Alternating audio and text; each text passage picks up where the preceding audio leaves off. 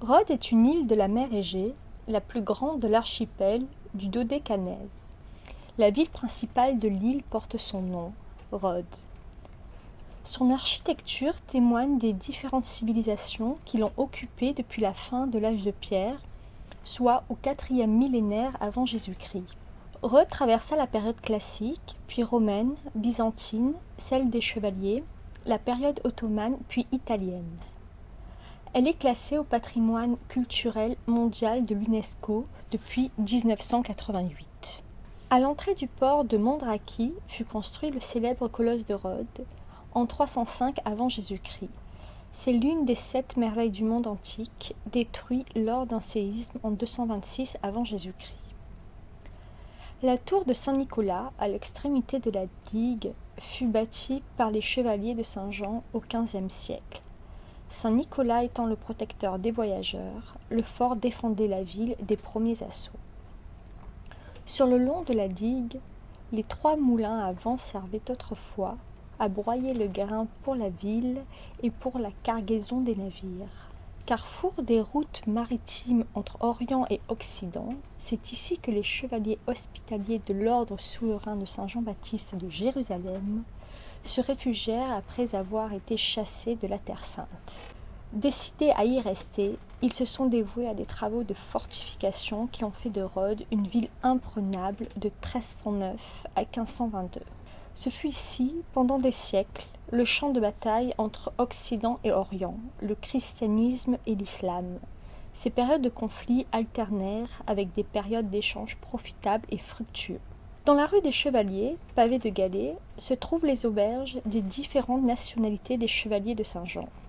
Au début de la rue, sur la place Moussiou, se trouve l'hôpital des Chevaliers, qui abrite aujourd'hui le musée archéologique. Au bout de la rue des Chevaliers se dresse le palais des Grands Maîtres, fort byzantin à l'origine, au 7e siècle après Jésus-Christ. Le palais des Grands Maîtres abrita ensuite, au début du XIVe siècle, le centre administratif de l'ordre des Chevaliers. En 1856, il fut détruit par une explosion de dynamite et à la fin des années 30, sous l'occupation italienne, il fut reconstruit pour servir de résidence au gouverneur italien.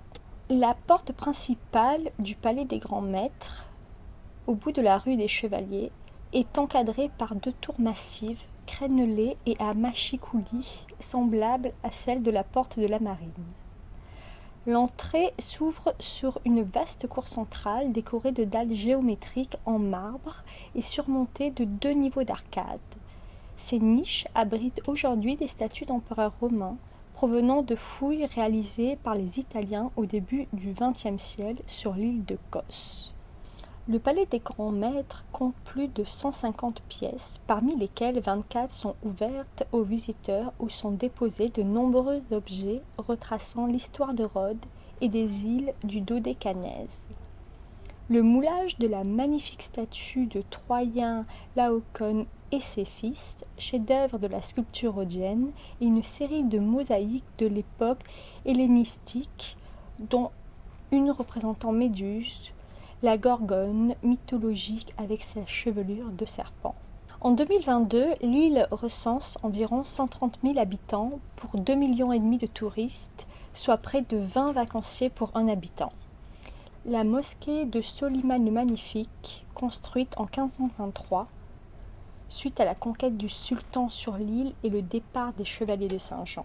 Cette mosquée est la plus importante de Rhodes et se trouve dans le quartier turc de la vieille ville. Sur la côte sud-est de l'île de Rhodes se trouve Lindos, village qui aurait été fondé au Xe siècle avant Jésus-Christ par les Doriens. Au sommet d'un abrupt rocher de 116 mètres de haut est bâtie l'acropole de Lindos, avec le temple d'Athéna Lindia, datant du IVe siècle avant Jésus-Christ. Pendant l'Antiquité, l'acropole était l'un des sanctuaires les plus célèbres de Grèce. Lindos était à l'époque la capitale de l'île de Rhodes. Le long du grand escalier qui mène à l'acropole se trouve une œuvre datant du IIe siècle avant Jésus-Christ. C'est la poupe d'un navire de guerre sculptée en relief à même la roche. Il s'agirait de l'œuvre de Pythocritès et aurait servi de piédestal à la statue aujourd'hui disparue de l'amiral Agésandros, grand héros des mers.